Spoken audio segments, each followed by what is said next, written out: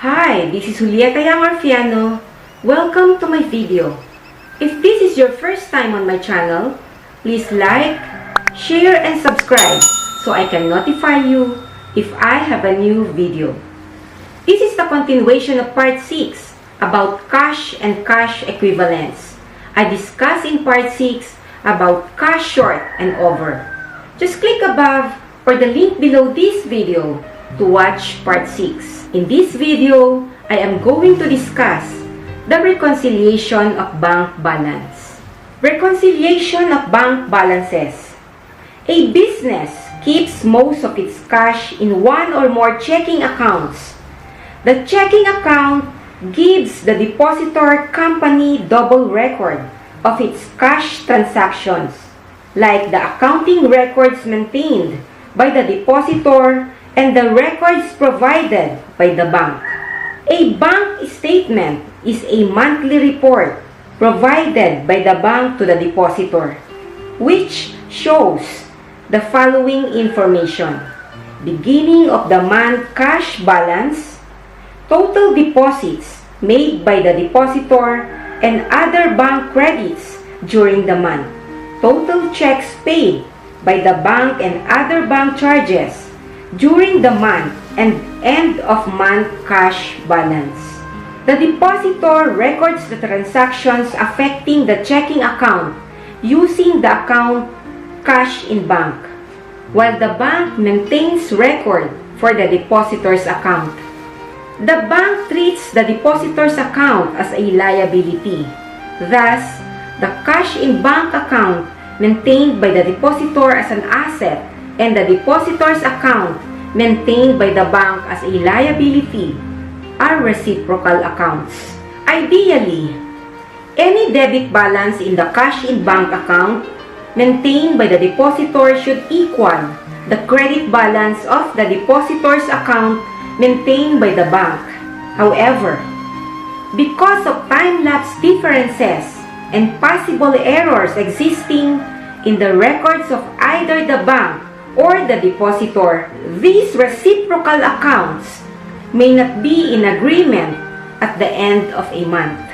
A bank reconciliation is therefore prepared to explain any differences between a company's book balance of cash and the bank statement balance for the depositor company.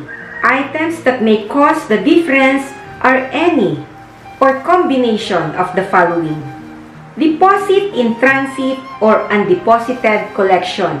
This is a cash receipt that has been added to the company's cash balance but has not been added to the balance reported on the bank statement, either because it is not yet received by the bank as of cut-off time or deposit in transit, or it has not yet been deposited as of the balance sheet date or undeposited collection. The amount of the deposit in transit or undeposited collection can be determined by comparing the receipts as reflected in the company's accounting records with the deposits as reflected in the bank statement. The amounts reflected in the accounting records but not in the bank statement are total as either deposits in transit or undeposited collections. These are usually the receipts towards the end of the month. Deposits in transit or undeposited collections understate the bank balance. In order to correct this understatement, the collections awaiting deposit or are in transit should be added to the bank balance in arriving at the corrected cash balance. Outstanding checks. These are checks that have been written by the company, issued to the payees, and deducted from the company's cash balance, but they have not yet been reflected in the bank statement. Since they have not been presented yet to the bank for payment, the amount of the outstanding checks is determined by comparing the checks written during the month as reflected in the company's check register or cash disbursement book with the canceled checks included in the bank statement. The amounts of the checks issued as reflected in the check register or cash disbursement journal but have not been presented for payment as reported in the bank statement are then totaled and referred to as outstanding checks. Outstanding checks at month-end result in an overstatement of the bank balance. In order to correct the overstatement, the amount of the outstanding checks should be deducted from the bank balance. Debit memos. Debit memos are charges to the depositor's account made directly by the bank.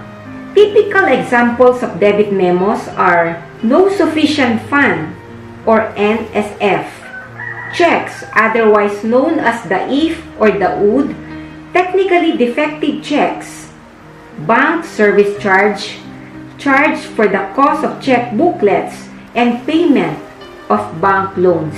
NSF, the if, and the would are terms used for a customer's check that has been deposited in a company's bank account but has not been paid by the customer's bank because there is insufficient fund in the customer's account.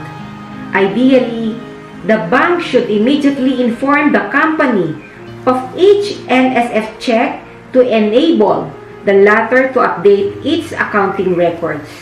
In such a situation, the balances per books and per bank statement are in agreement, thereby requiring no adjustment. However, there may be some NSF checks included in the bank statement that have not been recorded by the company. Thus, the balance per books is apparently overstated. Charges made by bank for service fees, bank loans, or check booklets are recorded also by the bank as direct deduction from the depositor's account balance. Such charges are documented by bank debit memos. If these deductions have not yet been recorded by the depositor at year-end, the balance per books is overstated. Debit memos charged directly by the bank should be deducted from the balance per books in determining the correct cash balance. Credit memos. These are deposits made directly by the bank to the company's account. Typical examples of credit memos are notes or drafts collected by bank in favor of the depositor, proceeds of bank loan credited directly to the account of the depositor, and interest earned on the company's checking account. A bank often acts as a collecting agent for its depositors on items such as notes receivable. When a note is collected, the bank records the principal and interest as an increase in the company's bank account. Although the bank should immediately inform the company of the deposit to enable the depositor to update its records, the bank statement may still include notes collected by the bank that have not yet been recorded in the depositor company's accounting record. Many checking accounts nowadays earn interest. The company, however, does not typically know the amount of interest earned by them until it receives the bank statement. These interest on deposits are directly credited by the bank to the depositor's account. These credits made by the bank increase the bank statement balance and therefore should be added to the cash balance per book in order to obtain a correct cash balance. Errors. Despite the internal control procedures established by the bank and the company, errors may still arise in either the bank's records or the company's records. These errors may not be detected until the bank reconciliation is prepared. For example, the bank may include in the bank statement a charge for a check written by another company, say the company's name is ABC Corporation, but a check written by ABC Trading was erroneously charged to ABC Corporation's account. Since the bank erroneously deducted the amount of ABC Trading's check from the account of ABC Corporation, in the bank reconciliation for ABC Corporation, this ABC Trading's check should be credited or added back to the bank statement balance in order to obtain the correct cash balance. In another situation, the company may have recorded a customer's check for 24,500 pesos, whereas the correct amount is 25,400 pesos. A customer's check represents a collection. Therefore, the error resulted in an understatement of cash balance per books for the difference of 900 pesos. In order to arrive at the correct cash balance, the amount of 900 pesos is added to the cash balance per books.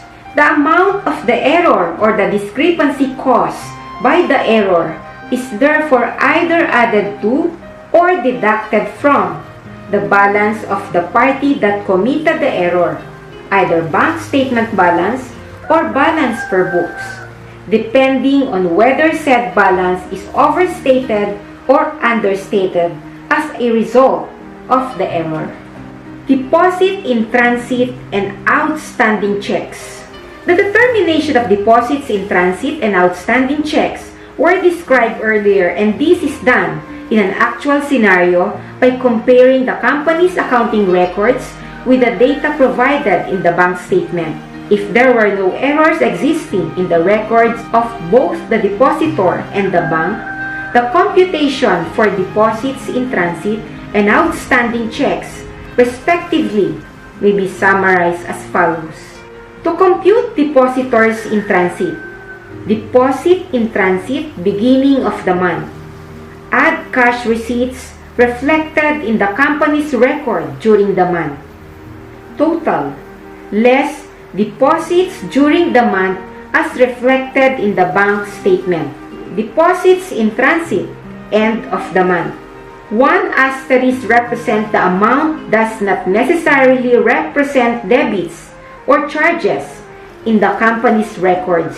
If the total of charges to the cash account is given, any credit memo in previous month should be excluded.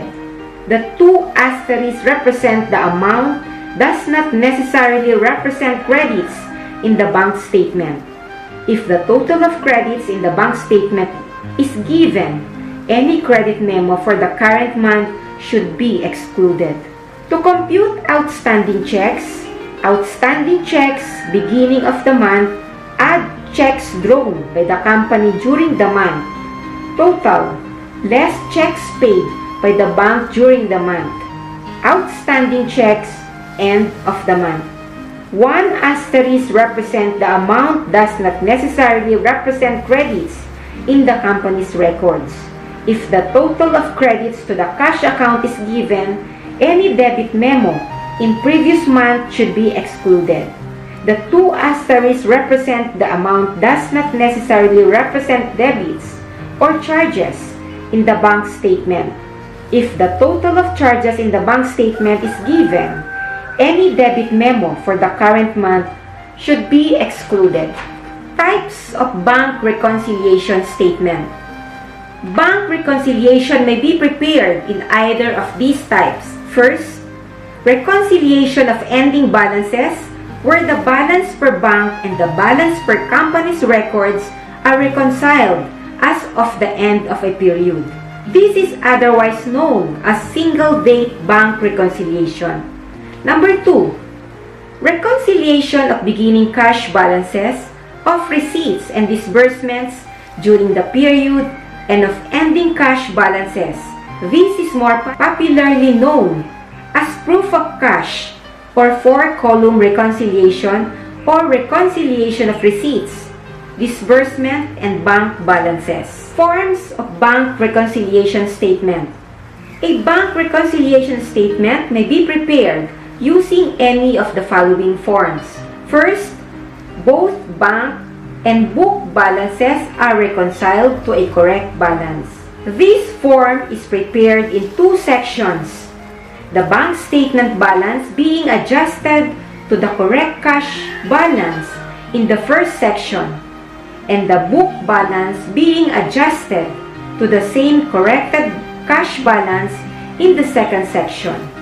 The first section or bank section reflects items not yet recognized by the bank, like deposit in transit or outstanding checks, as well as corrections for any errors made by the bank. The second section or the book section contains items which the depositor has not yet recognized, like debit and credit memos by bank for direct deposits, NSF, bank service charges, notes and drafts collected by bank in behalf of the depositor and repayment of loans, and any corrections for errors made on the depositor's books. This form has the advantage of clearly identifying items requiring adjustments in the depositor's accounting records.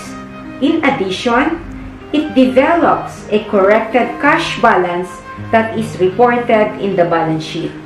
Number 2, bank balance reconciled with book balance. This form reconciles the bank balance to the unadjusted balance of the depositor's cash account in the general ledger. This is the form frequently used by many auditors to trace the accounting entries taken up by the company's bookkeeper. Number 3, book balance reconciled with bank balance. This form starts with the cash balance per ledger and reconciled in the balance per bank statement. Illustrative problem. The following unadjusted cash balances are available for Pilar Company for the month ended September 30, 2009. Cash balance per bank statement September 30, 2009 is 124,611 pesos, 0.50 centavos. Cash balance per company's records September 30, 2009, 124,379 pesos and 40 centavos. The bank statement disclosed the following information. First, charges by bank included a return customer check for 1,381 pesos and 40 centavos because of insufficient funds or NSF and service charge for September of 150 pesos. Number 2, credits by the bank included a customer's note for 12,000 pesos plus interest of 120 pesos that was collected on September 29, 2009. A review of the company's records disclosed the following information. First, a deposit of 11,428 pesos and 70 centavos was made on September 29, 2007. Did not appear on the bank statement. Number 2, customer's check totaling 3,274 pesos were still on hand at the September 30, 2009 awaiting deposit. Number 3, the following company's checks were still outstanding as of September 30, 2009. Check number 0157823 amounting to 961 pesos and 90 centavos. Check number 0157827 amounting to 1,471 pesos and 80 centavos. Check number 0157830 amounting to 2,632 pesos and 50 centavos. Number 4, check number 0157805 for 912 pesos in payment of a creditor account and included with the canceled checks in the bank statement has been erroneously recorded in the company records as 192 pesos. Required, prepare a bank reconciliation for Pilar Company for the month of September 2009. Use the three forms of bank reconciliation. Bank and book balances reconciled to a correct cash balance. Bank balance reconciled with book balance.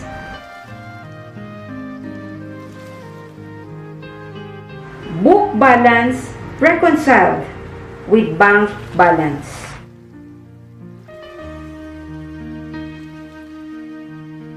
Upon completion of the bank reconciliation, journal entries must be made by the company to bring its records up to date in order to adjust the cash in bank balance to its correct balance for reporting purposes. Meanwhile, the bank should be notified of any bank error noted in the reconciliation. Note that only the book reconciling items require adjusting entries in the company's books. The adjusting entries in the books of the depositor are prepared based on the prepared bank reconciliation. Of the three formats presented in the preceding lectures, the adjusted balance format serves as the best reference in preparing the adjusting entries. All reconciling items added to cash balance per books of the depositor are debited to cash, while all items deducted from the book balance are credited to the cash account. Using the data given in the illustrative problem and its related solution, the following are required adjustments at September 30, 2009. Debit cash in bank for 12,120 pesos, credit notes receivable for 12,000 pesos, credit interest revenue for 120 pesos, note collected by bank, debit miscellaneous expense or bank service charges for 150 pesos, credit cash in bank for 150 pesos, bank service charge, debit accounts receivable for 1,381 pesos and 40 centavos, credit cash in bank for 1,381 pesos and 40 centavos, NSF check returned by bank, debit accounts payable for 720 pesos, credit cash in bank for 720 pesos, check number 0157805 for 912 pesos, erroneously recorded as 192 pesos. Thank you for watching my video. I hope you learned something from this video. I did part 8 and continuation of this video wherein I discuss in part 8 about the proof of cash. Just click above or the link below this video to watch part 8. Don't forget to like, share, and subscribe on my channel so I can notify you if I have a new video. Once again, this is Juliet Orfiano. See you on my next video.